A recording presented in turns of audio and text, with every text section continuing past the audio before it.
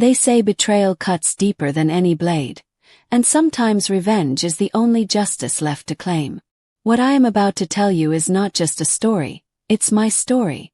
The story of how trust became the weapon used against me, and how I turned betrayal into my greatest strength. My name is Emily Carter, and once upon a time I thought I had the perfect life. At 32, I lived in a beautiful home with my husband, Daniel, and our young daughter, Sophie. I was a schoolteacher, loved by my students, while Daniel was a respected lawyer in town. To outsiders, we were the perfect family, the kind people envied. But behind the smiling faces and picture-perfect Instagram posts, a storm was brewing. Daniel had always been ambitious, but his hunger for success began to change him. Long nights at the office, secret phone calls, and unexplained absences started to raise doubts in my heart. I trusted him until trust no longer made sense. One evening, after Sophie was asleep, I decided to surprise Daniel at his office with dinner. I carried his favorite meal, homemade lasagna, and walked into his firm. But Daniel wasn't there. His secretary looked nervous and stammered when I asked where he was. Something was off. I drove toward the downtown Marriott Hotel. I didn't know why, just instinct. And there he was, Daniel, stepping out of the elevator. His tie loosened, laughing with a woman half his age. Froze. The container of lasagna slipped from my hands, crashing onto the marble floor. His face went pale when he saw me. It wasn't just an affair. I soon discovered he had been funneling money from our joint accounts to support this mistress, Rachel, buying her jewelry, trips, and even a car. Years of savings, money meant for Sophie's future, were gone. I confronted Daniel, but instead of remorse, he turned cold. "You'll be fine, Emily. You have Sophie. Rachel makes me feel alive.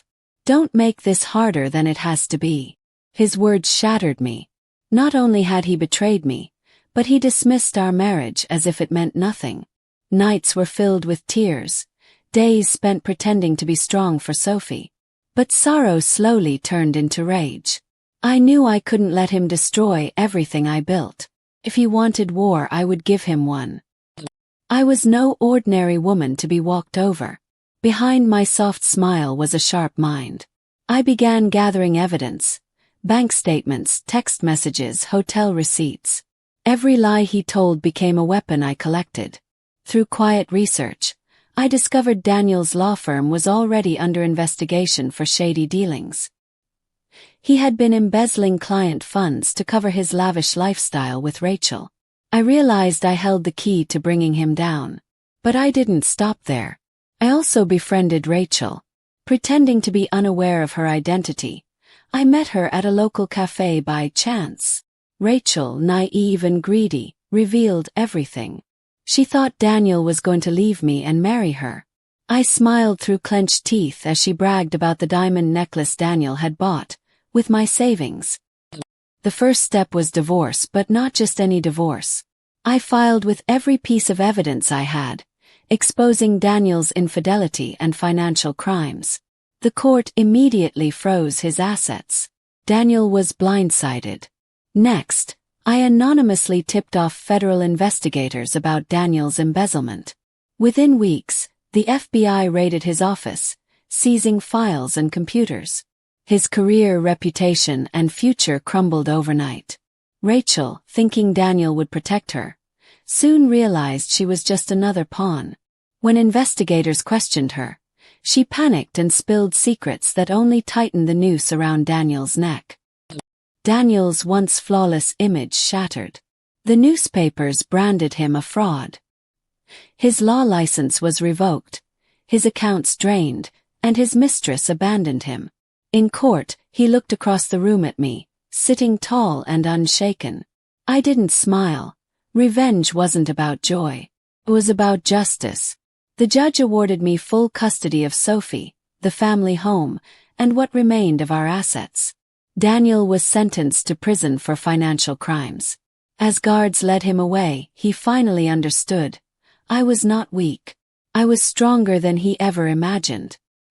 Months later, I sat on the porch with Sophie, watching the sunset. Life wasn't easy, but peace had returned. Sophie's laughter filled the air, no longer shadowed by tension. I had rebuilt our lives brick by brick. I didn't just survive betrayal, I turned it into my greatest weapon. Revenge hadn't been about destruction. It had been about reclaiming my power. And as the sun dipped below the horizon, I whispered to myself, never again.